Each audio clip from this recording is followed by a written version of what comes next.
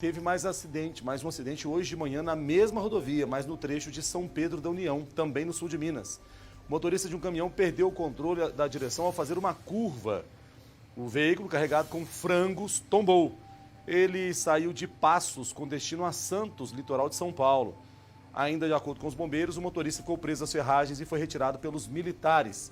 Ele foi atendido no local e encaminhado para a Santa Casa de Guaxupé. O trânsito estava interrompido agora há pouco, mas acabou de ser liberado, viu? Por causa da quantidade de óleo na pista, ficou bastante tempo interditado.